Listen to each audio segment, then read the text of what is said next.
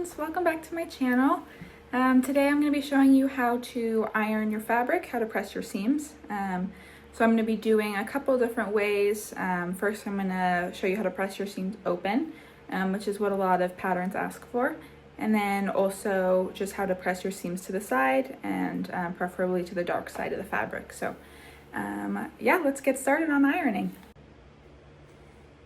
Here I have my pile of half square triangles that I'm going to be ironing today for my next project.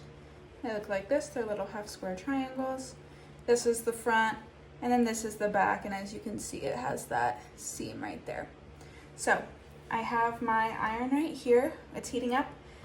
This is the Elisa mini project iron. It's the one that I use for all my projects. I really love it, and I have a affiliate link if you guys are interested in any of them. They have a bunch of colors, but so far this is the best iron that I've found to work with for projects like these. Yeah, I only recommend products that I've used and loved, so feel free to check that out if you're looking for a new iron. Okay, so this is heated up. So I have my half square triangle facing down, so the right side, the correct side I want on the front of the quilt, is facing down, and so now I just have this seam that's sticking up. So first I'm going to show you how to press your seams open, and that's a popular way that a lot of patterns ask you to do.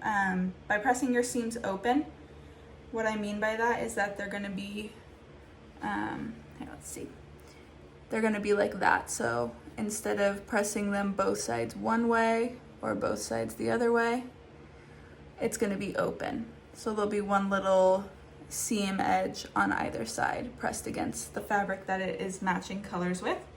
So how I do that is I just had it like that, and I just use my fingers to kind of open it like so, to hold it down enough that I can then use my iron to press on it. And then also I use my fingers just to push it out a little bit to make sure that it doesn't get ironed over itself, that the seam is really fully extended before I iron. And I don't want to pull it too much. I don't want to stretch out the seams, but I just want to make sure that it's fully flat before I iron it. So I give it about 10 seconds of hard pressure there. Don't be afraid of the hard pressure. It's really important for keeping it flat, and you know, you're not going to catch it on fire, right? You can have you know, 10-ish seconds on there and you're going to be just fine. It's not going to burn the fabric. You just want to make sure you're getting enough heat on there to really set it into place. Okay, so that's how you do an open seam. Okay, you press your seams open. So this is what the front looks like, and as you can see there are these little tails here. So just in the next step of my project, I'm just going to make sure to trim those off so that it looks just like the square and not any of the tails on there. But there you have it. There is an open pressed seam. So pretty simple. And then I'm also going to show you how to push or how to press to the side.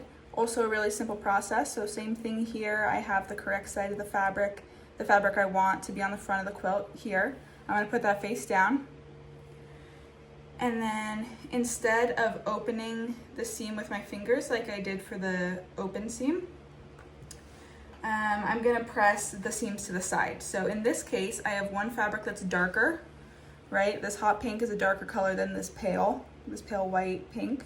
So I'm going to press it towards the dark side. So I'm going to push it from the white over to the dark pink so that it's against the dark pink. And that way no color will bleed through. Because if I were to do it this way, see now under that pale color there's a really dark color. So when that comes out at the finished product, there's a good chance you'll be able to see this seam through the front, which is not something I want.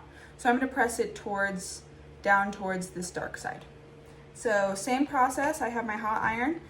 I'm just going to take it right here, hold it on the white side, and just kind of scooch the iron over onto the dark side so that now the seam is being pushed down by the iron onto the dark side. So there we go. I'm just going to give it a few more seconds, some hard pressure, and there we go. So now, as you can see, the seam is just up against that right side. It's pushed down on this right side.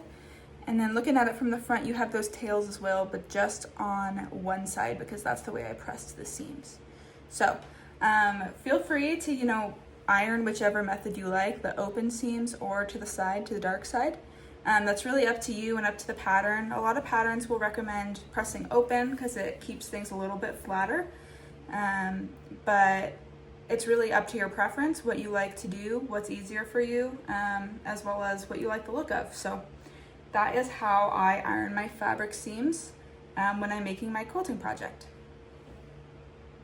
There you go, that's how I iron my pieces for my quilting projects. How I press the fabric between steps, between the cutting step, the sewing step, and then I'll press, and then I'll go back to cutting and sewing. So those are the methods I use based on the pattern and just based on the preferences that I have while I'm making the quilt. Sometimes I'll press open, sometimes I'll press to the side. Everyone has their own preferences. Some people feel strongly one way or the other about those methods. Usually I just do whatever the pattern tells me to do, and then if it doesn't say, I'll just press however I'm feeling that way, whatever I prefer to do for that specific project. So that's how I press my fabric.